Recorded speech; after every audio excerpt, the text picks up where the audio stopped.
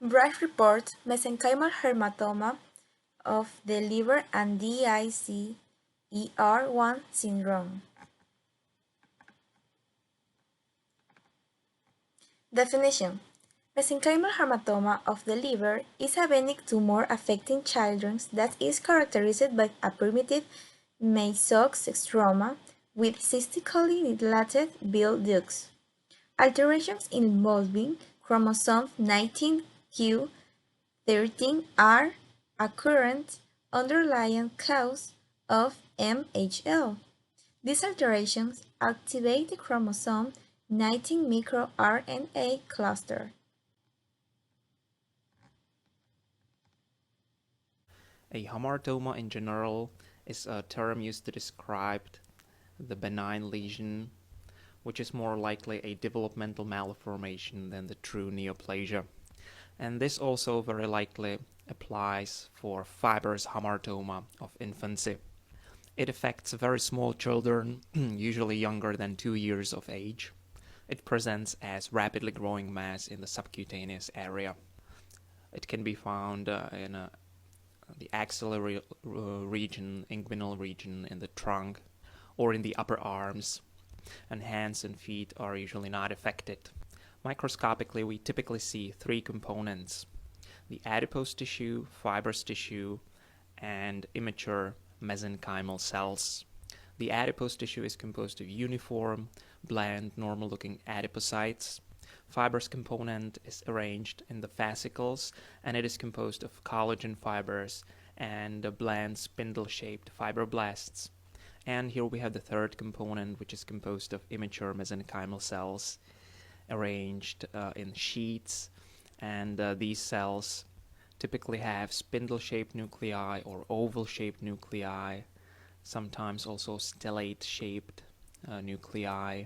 And we typically see basophilic background if you compare this fibromatous or fibrous component with collagen fibers. Those are slightly more eosinophilic.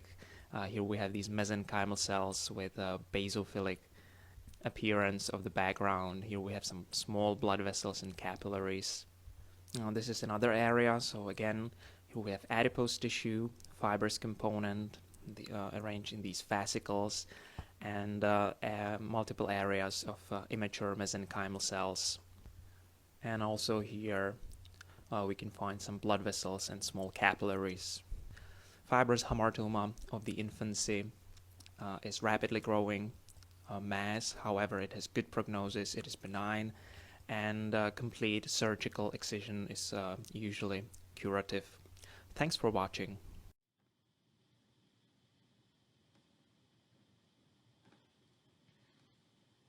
Application in medicine.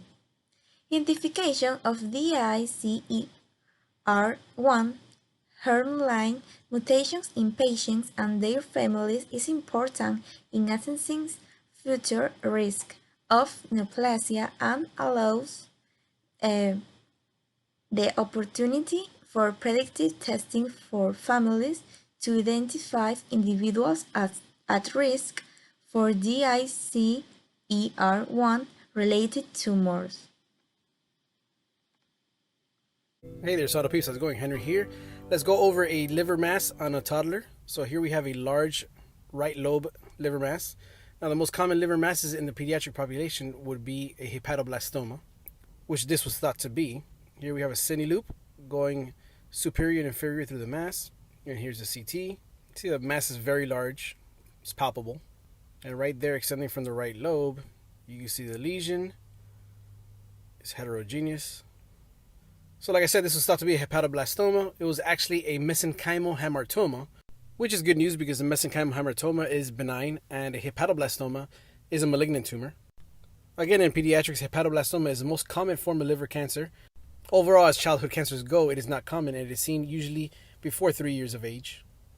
Mesenchymal hamartomas are also uncommon, and like I said, they are benign lesions and they are rarely seen in adulthood. And that's mesenchymal hamartoma.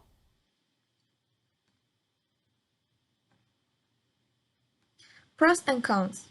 Pros. Hamartomas aren't cancer. They can't appear or invade other parts of the body. Cons. They can be dangerous if they press on important organs that are around them. They can produce heart failures due to an arteriovenous shunt.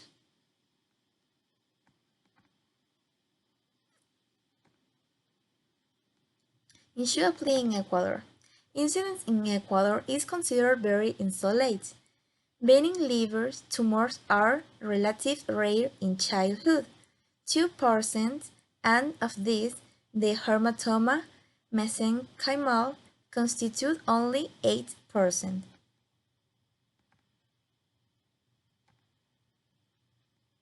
Conclusion. In conclusion, MHL may be associated with both hermilin and somatic mutations in DICER1